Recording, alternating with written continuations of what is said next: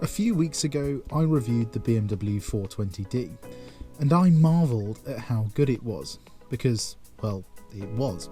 The chassis, engine and manual gearbox were all sublime to use. So today we have another 4 Series. Although this one's a bit different. It's still a 420, but instead of the badge ending in D, this one ends with an I. And I want to see if it can one-up the already rather splendid 420d. Let's have a look then. My name's Tom, and you're watching Paragon Cars. Let's go.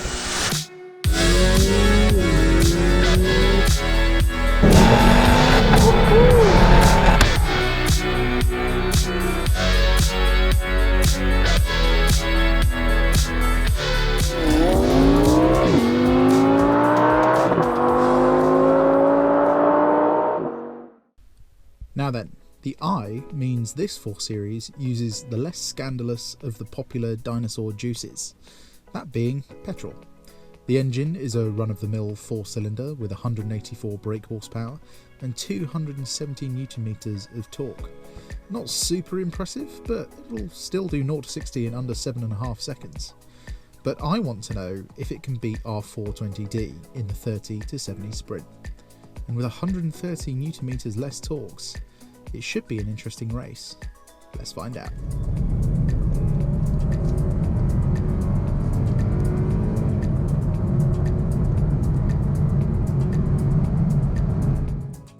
Well, it looks like diesel power wins this round, as the fastest time I managed in the 420i was just 7.59 seconds, 0.6 of a second slower than the 420d. And do keep in mind that 420d was also only using a manual gearbox. Before we get to the inside, let's have a quick look at the outside to see some of the exterior options. You might be thinking it looks a bit sportier than your usual 4 Series. And that's because it has the M Sport package. It includes the more aggressive splitter, wider side skirts, fancier spoiler, and a diffuser that BMW says actually does something. Although I don't think I'm quite convinced. The interior of the 4 Series isn't the most flashy, but it's got good bones. Everything is well put together, and there's still plenty of tech to keep you happy, especially in this one. Spec includes a sunroof, Harman Kardon sound, heated electric memory seats, auto-fold mirrors, ProNav, and much more. The rear offers best-in-class legroom and headroom, making this a pretty suitable vehicle for 4 adults. The boot also tells a similar story at 440 litres. It's big enough for 2 big suitcases and 1 small one. You can also fold the seats down, allowing you to fit a bike in without having to remove the wheel. Right, let's see if the I can beat the D. Initial impressions then? Well, like every other BMW 4 Series we've reviewed, steering is nice and light at low speeds. You can already tell it has a really positive turn-in. By that I mean it wants to turn in. Going over speed bumps, it feels slightly sporty, very composed, but it's not too stiff. If I were to compare it to something like a Mercedes C-Class though, it's definitely stiffer. Gearbox is the ZF8 speed. They use that in pretty much every BMW these days. And it does a great job of just blending the gears together. Although it also has really good performance. It shifts gears pretty quickly actually, not far off a dual clutch. So far I'm not feeling much of a difference between this and the 420d just driving around town. Drivability feels pretty similar. Although there's a lot less torque, it actually feels just as torquey low down. Or certainly not far off actually. In terms of parking, as standard you don't actually get anything with this car. If you go for the M Sport model, I believe you get rear facing parking sensors. This car has got all round parking sensors, but no reverse camera. And for a coupe it would be kind of nice to get one, as the view out the back is not that good.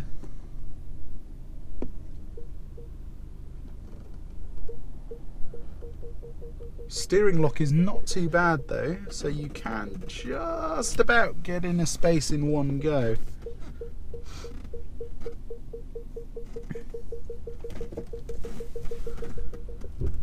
Also, the parking sensors are really accurate. A lot of other manufacturers, for some reason, they sort of throw a wally sometimes. Like if there's water on them, they sometimes think you're sort of right next to an object when you're not. Okay, let's see how this feels. Coming out of a junction. Yeah, you can sort of feel there's a bit of a lag in torque compared to the diesel car. As soon as you're above about 3,000 RPM though, it really picks up. Okay, let's reset the trip computer and see what MPG we get on the motorway. Before we get on the motorway, let's have a quick taste of the handling and performance of this car. So I put the car into Sports Plus, that gives us dynamic traction. And I've put the gearbox into Sports, and that's about it. You get heavier steering, I can use the paddles to shift myself. And as you can see, this torque converter gearbox shifts pretty quickly.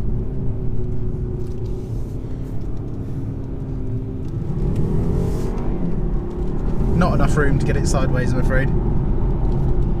I know for a fact this car will go sideways a bit though. Right, let's go into Eco Pro and do some proper journalism.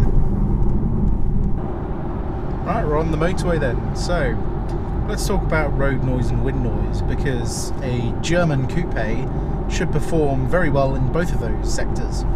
And thankfully the 4 Series doesn't fall short. Wind noise is very good, there's pretty much none actually. Because it's a very smooth body shape, you don't seem to get any whistling from the front or the back. Road noise is also exceptional. We're riding on 19-inch wheels, and there's pretty much no noise coming into the cabin, even over rougher road surfaces. Then visibility, being a coupe, you've got no B-pillar right next to your head, so looking in your blind spot is made pretty easy. Like every other German car, you've also got this curved bit of glass on the wing mirror. It just allows you to see in your blind spot without having to turn your head around. Then, interior quality. This is where BMW differs quite a lot from Audi and Mercedes. They haven't gone all out on making it look super futuristic and super classy. But one thing they do really well is the fit and finish. Of course, you've got squidgy materials on the door cards, the dash, and pretty much all the way down to the bottom of the door card as well. But everything is put together well. Sadly, a lot of later Mercedes tend to have quite a bit of creaking in the dash area, whereas BMWs don't really suffer from that. The only thing they do suffer from is sometimes you get sort of bigger gaps than you would expect between metal and plastic trim. But thankfully this one is totally fine. And because it's put together well, it means you don't get any rattles in the door cards or the dash. So doing long journeys is no problem in this car. And those long journeys are made even easier by just how comfy these seats are. These are the electric memory seats, and if you do buy a BMW, please, for the love of God, if you only get one option, get the electric seats. For some reason they decided to make their manual seats absolutely terrible to use. And basically the way they work is, when you pull the lever up, it completely releases the seat. So, say you want to lower the seat, you pull it up and you basically drop all the way to the floor straight away. Or if you want to raise the seat, you actually have to pull yourself up. And doing that on the move is not really safe, to be honest. So the electric seats are an absolute must. Plus, of course, they come with the memory function, so if you've got more than one driver, you can save your favourite seat position. And the next thing BMW does really well with their seats is the positioning of them. You can get much lower in this car than you can in something like an Audi or a Merc. And it means you feel like you're sitting in the car rather than on it. Plus it connects you to the chassis just that little bit better. Then of course you can adjust the pitch of the base, the pitch of the back, and you also get a little extendable bit underneath your thigh for some extra leg support. Okay, so what if I could only spec 3 options to take with me in this car? Well, the first one would be that ProNav screen. It looks much classier than the standard system, and you just get much more real estate to work with. Plus you get that really nice split screen option with the map, so you can have loads of info on the left and still have your map on the right. The next thing would actually be the Harman Kardon sound system. The standard system isn't bad per se, but this system is much better. And it just means listening to your favourite songs is much more enjoyable. Then of course the last thing is going to be those electric seats. I know people really like heated seats, but the manual seats in these cars are so bad, I'm going to have to pick the electric seats over heated seats. Coming off the motorway then, we only managed 39.7 mpg. That's quite a bit off what it should be doing. On the extra urban cycle, it said it would do 55 mpg, and we're nowhere near that, to be honest. That is usually the story with petrol cars though. Plus this has the XDRIVE system, so it won't be quite as good as a pure rear-wheel drive car. Right, enough boring stuff. Let's get on a B road and see if this can be more fun than the 420D. I mean, it should be, right? Okay, back into Sports Plus. Let's see if the I can beat the D. Handling wise, of course, they feel pretty similar. Front end does feel a little bit lighter on this though. As you saw in the 30 to 70, the diesel was actually the quicker car.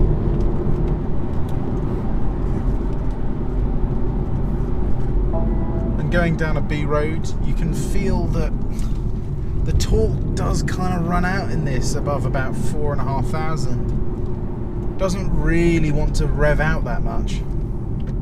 And because it doesn't quite have that punch and it's got the XDRIVE system, it doesn't really want to step out as much as that 420D manual did. By the way, if you want to watch that review, I'm going to put a link up in the top right hand corner so you can go and watch that now. Okay, let's see what it's like out of some tighter corners. One thing I want you to note is just how fast this gearbox is as well. For a torque converter, it just blitzes through gears.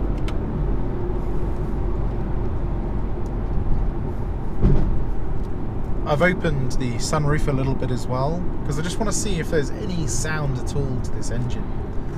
And there is a tiny bit. Look at that, straight down into second gear.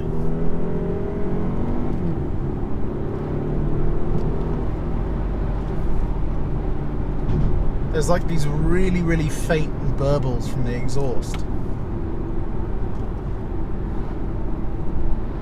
Which is okay, you know. I would like a little bit more, but I understand why a 420i doesn't sound quite as good as a 440i. Brakes are also very good. These are the upgraded M Sport brakes, and they're defo worth the money in my opinion.